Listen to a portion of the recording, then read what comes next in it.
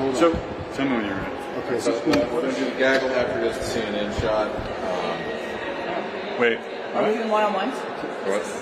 We can do it all together. I think There's only we two can do it all of us, together. right? There's only two of us. We can just do it together. Let's just roll, man. Nate, we're good. We're good. Thank you, Nate. Congressman, before the break, you had sent, or during the break, you sent a letter to leadership saying what the House Freedom Caucus wanted in exchange for support for a short-term spending bill. Have you heard back from leadership, and how are those conversations progressing? Well, look, we're continuing to have conversations with Kevin and the entire leadership team. Obviously, we're praying for Steve Scalise, and he's going through treatment. And so we're all going to be coming back in tomorrow, and we'll be looking at each other face to face for the first time in a while. And we'll see where we're going to head. We got a lot of work to do, and hopefully we'll get some bills out here in September. But look, I think we tried to make very clear that it's pretty simple. The American people expect us to actually fight for them. They sent us here to do something. And speaking as a Texan, I mean, I can't just sit here and rubber stamp the status quo. Leadership knows that, and so we're working feverishly here to see what we can get done in September. But it's game time, and we got to get something done for the people who sent us here. The Senate has been working on a bipartisan basis. They're probably going to pass their first big spending bill next week, if not this week. Does the House have to pass some of your own spending bills to have a real place in an argument about spending going forward? Well, I mean, we're working to pass those bills, but I mean, it's pretty easy for the Senate to, shove stuff across the line when they pretty much all agree that spending more money is a good thing. And the fact is that Senate Republicans need to understand that we have an obligation to do what we campaign on. Fascinated to see all these Senate Republicans hand-wringing over, we're going to be heading into a shutdown in October. It's like, we're only heading into a shutdown in October if you guys don't stand up and fight. Well, if the House can't pass anything... Well, we can pass bills. We've demonstrated the ability to pass strong bills all year if we stick to principles, right? We passed the Strong National Defense Authorization Act. That actually got the military focused on its mission. We passed a really strong limit save grow bill in April. We passed a very strong border bill, the strongest bill we've ever passed, when we're united to do that. And frankly, if the Senate Republicans were helping us at all, we'd be able to do a lot for America. So, that'd be my big question is, where are Senate Republicans? A lot of your colleagues are warning against a potential shutdown and the implications it could have on the House Republicans' ability to keep the House in 2024. Do you share those concerns, or do you think that a shutdown does not hurt House Republicans? Our job is to do our job now. Politics take care of themselves. My experience in life is that the American people tend to reward people who lead and fight for them. That was true, by the way. People go back and look all the way back in the history in 95, 96, after the debates then. I believe it was true when Senator Cruz was leading a fight on Obamacare, which, by the way, if you go look at the outcomes post-Obamacare, go ask the American people whether they like the current state of their health care system a decade later. The fact is we have an obligation right now to do what we said we would do when we campaigned. And I want to be very clear. Right now, there's some little girl getting trafficked up to I-35 in Texas. What the hell are we going to do about it? There's fentanyl getting poured into our communities, and little kids are dying. I got to talk to another mom whose kid dies from fentanyl poisoning coming across our border. We had 420 million lethal doses of fentanyl stopped by Texas Department of Public Safety. What the hell are we going to do about it? So every member of the Texas delegation, I've seen you campaign in Texas. I've seen it. You campaign against fentanyl. You campaign against human trafficking. You campaign against open borders. What are you going to do about it? That's the question. 15 Texas Republicans have signed a letter saying that we should force them to actually secure the border before funding a government that won't secure it. Where are the other 10? Where are the other 2 senators? Both of whom are my bosses, by the way. If you need a shutdown to do that, you think a shutdown is worth it? A shutdown is a consequence of a government not actually doing its job, right? That's the reality of what we're trying to deal with right now. If there's going to be a shutdown, it's because Joe Biden refuses to do the job that he is supposed to do. He's not securing the border. He's not having our military be mission first. He's not having a Department of Justice focus on actually securing the communities instead of targeting former presidents or dads like Scott Smith. And you have to have a governor pardon somebody because of all of the things that are going on and targeting American citizens right now. So my job is to actually fund a government that secures liberty, that secures our country, not fund a government at odds with the American people. So if there's a shutdown, it's because the executive branch isn't doing what it's supposed to do. What about this Ukraine aid package? The White House wants a supplemental. Senate Republicans and Democrats seem inclined to spend that money. Where are you on that? And how problematic is it if your leadership wants to include? Yeah, why are we talking about a Ukraine supplemental when we can't even figure out how to fund our own operation of government to do what it's supposed to do? It sounds like a no. Yeah, I mean, but seriously, why? Why are we doing that? We spent $113 billion in Ukraine. I want to see what plan there is for actual success in Ukraine. I want to know what Europe is doing to uphold its end of the bargain. And I want to know how every dollar of that $113 billion was spent. Come present that to me as a member of Congress. Then talk to me about what you're doing in Ukraine after we've done our job to fund an American government to do the job for the American people. On the potential timing of a continuing resolution, if folks are able to get to a yes on something like that, would you support something like what Speaker McCarthy said in early-ish mid-December, or what timing would be acceptable to you? For what? A short-term CR? Yeah. No. Just no at all? Do the job that we need to do to secure the border of the United States and get our government focused where it needs to focus. Then come talk to me about whether or not there's a short-term CR that can be married with policies that are going to force Biden to do his job. The Pentagon funding bill is up this week.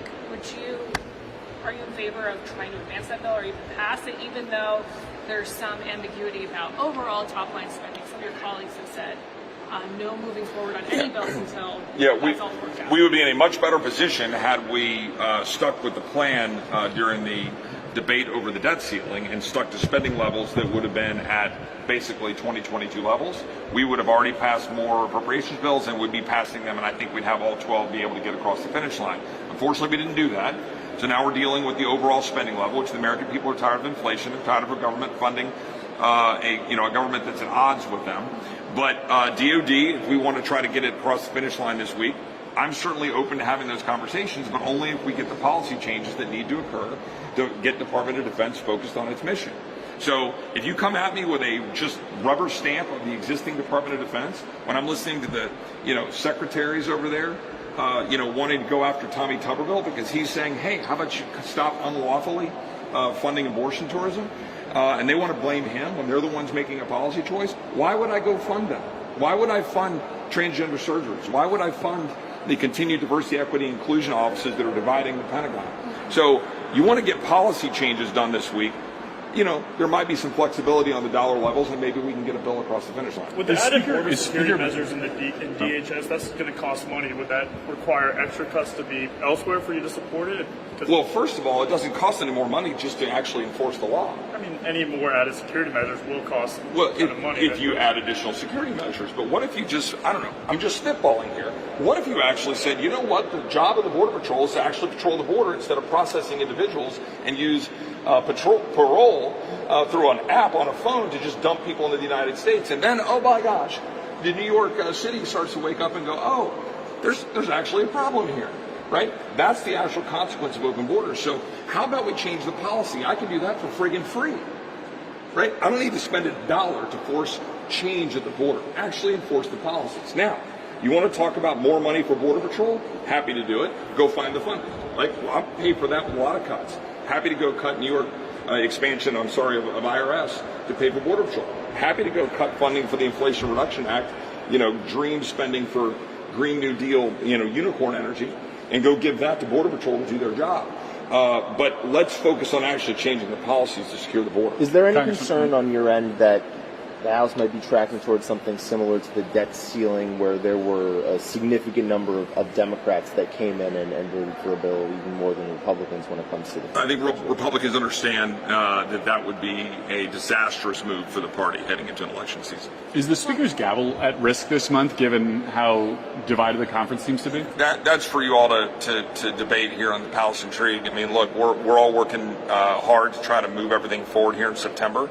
We have a job to do, and that is to hold this administration accountable. If we can't use the power of the purse, the one major tool the founders gave us to check an executive branch that is universally disliked by this country, who is actually the average American is looking at their country with strong disapproval of our economic situation, strong disapproval of the situation at the border, strong concern about our positioning in the world, strong concern about the state of our military. If we can't check that executive branch, then why the hell are we even here? Let me ask you this way. Are you confident in the Speaker's ability to accomplish what you just laid out?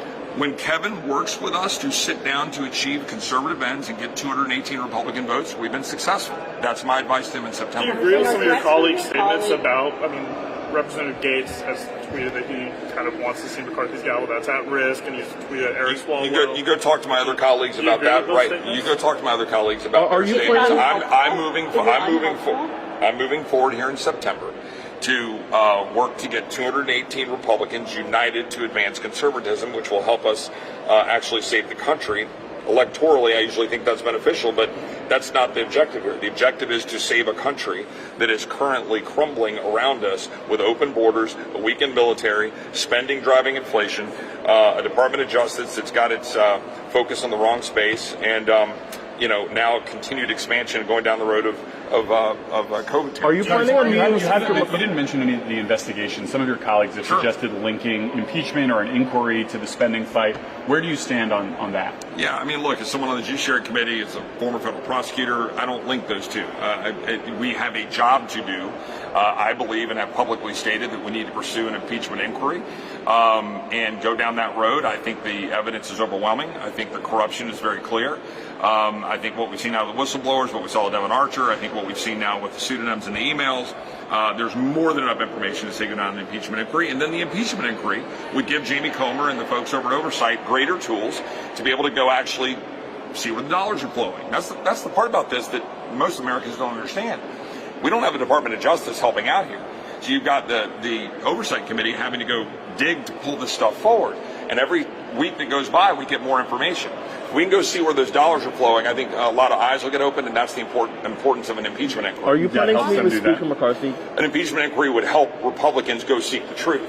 I don't believe that ought to be tied to the shutdown debate. I actually think there's going to be fairly strong support for going down the road of impeachment inquiry. Obviously, there's one or two who are still raising public questions about it, so we'll see what happens. What do you say to your Senate Republican colleagues who don't want to shut down? What do you say to your Senate Republican colleagues who don't want to shut down? They're just being Senate Republicans, and the American people are tired of it. The Senate Republicans have never found a fight that they want to shy away from. I think they should actually stand up. Are you planning to sit down and meet with Speaker McCarthy today or tomorrow at all? I'm always happy to talk to Kevin and his team. We do it regularly. I'll talk to him many times throughout September. On impeachment, are you concerned that the focus now that's shifted solely, well, a lot of the times to Joe Biden is going to take away the move to Alejandro Mayorkas, which you've been very vocal about? Do you think he's falling to the wayside, holding him accountable? No. I mean, those are separate considerations. I mean, if you're pursuing an impeachment inquiry about the corruption surrounding Hunter Biden and Joe Biden, that is an appropriate task and something that we have a duty to do as members of the House, regardless of party, by the way. And then secondly, with Mayorkas, that's a separate consideration, right? And that should be pursued as well. This is someone who is ignoring the law, violating the law, lying about his own people, claiming that they whipped people that they didn't whip, lying to us under oath about having operational control of the border when he was literally looking at the statute sitting right in front of him at me in committee, and then tried to say that he wasn't looking at that statute. I held up the exact same board that he had looked at the previous year. He knows what he's doing. But look, I've got some colleagues that have different views and definitions about high crimes and misdemeanors. And that's part of the democratic process and what a Republican form of government is. Is there any situation where you could see yourself supporting some kind of minibus for funding, or are you guys sticking hard and fast to the 12 appropriations bill? Yeah, I mean, generally speaking, we ought to pass 12 appropriations bills, but it's September 11th, and we got to figure out how to move forward, and we're going to have debates about how to get this done. The main thing is that we achieve the policy objectives that we need to achieve, and get to the spending levels that ought to be achieved.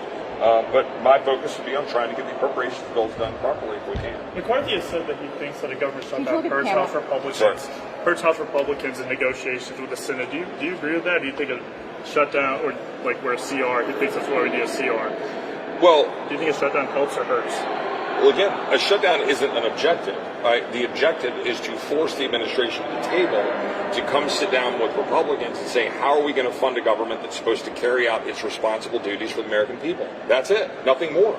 This administration is not.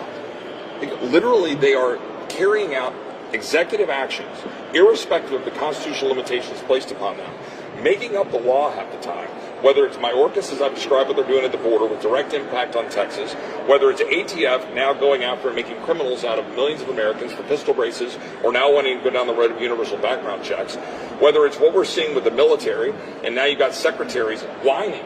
Our brass at the Pentagon are whining about Republicans complaining about what the state of the military is when recruiting levels are in the toilet and the morale is its lowest state that it's been in a long time. They're complaining about us raising issues about the military? How about they do their damn job at the Pentagon and not flee Afghanistan with the $85 billion of equipment sitting behind and sitting around trying to remake the United States military? All of these are things that we need to address and force people to the table to change. Yeah, but McCarthy has said are you willing to negotiate, though, on a short-term scenario to get all these objectives, given the timing that you just outlined is very short? I mean, there are always ways to negotiate, but the negotiation has to start with actually getting our half of the damn loaf. I'm just tired of Republicans always saying, here, you get the entire loaf, and we'll walk away and try to go claim a win. That's what Republicans have been doing as long as I can remember. So when we wake up on October 1st, if they want to have a dollar to carry out the executive branch's actions, something needs to change. Congressman, if you had to ballpark it, how many holdouts would you say there are on impeachment? I don't know, and I wouldn't get into that. I'm not the Over whip. 30, under 30. I don't think it's a very big number at all. But I'd have you talk to the whip on that one. It's not my job. What are the conversations that you're going to be having this week with Speaker McCarthy in terms of what makes it into these appropriation bills, what the priorities are? And I apologize, I didn't get your comments at the top. But are you for a continuing resolution, or are you for hammering out a long-term deal? Yeah, I mean, no, I'm not for a continuing resolution. I mean, what I'm for is actually funding a government to do its job. That's it. I mean, that's how everything should be analyzed. You talked to me about the night before about a 24-hour CR in order to keep negotiations going tomorrow. Come talk to me. But I'm not going to do a 60-day, 90-day, 180-day CR rubber stamping the status quo from last December's debacle of an omnibus spending bill that was led and driven by House Democrats with the support of 17 Republicans who never should have voted for it. All right, a couple more questions, guys. In these negotiations, if you get enough of what you want, does that open up a way to go forward on funding, or is that just a hard stop now? No, look, there should always be a willingness to sit down and figure out how you're going to, land the plane, so to speak, right? I mean, we need to do our job. I don't expect to get everything I want, but I expect to get something. It's a novel concept for Republicans that we should actually get something in the negotiation before walking away and taking an exit ramp. That's the whole point here. Stand up and fight. Get something on the border. Get something for our national defense. Get something with respect to COVID spending. Get something with respect to overall spending levels. Get something with respect to the Department of Justice. Instead of allowing this executive branch to roll over House Republicans and ignore the fact that they gave us the majority for a reason. So tomorrow there's going to be a rules committee. Do you have a response to your colleague, Ken Buck, one of your Freedom Caucus colleagues, who's been coming out hard against impeachment? He's been going on MSNBC in recent days. What do you think of his comments and him kind of stepping away from kind of the consensus of some of you and your like-minded colleagues? I've not been able to talk to Ken since then, so I don't really want to address that publicly in the media other than say Ken's a dear friend, he's a fellow cancer survivor, I love Ken to death. You can agree to disagree. I think we have slightly different views about what high crimes and misdemeanors look like. I've studied this and looked at the history of it, and I'm more than comfortable about it.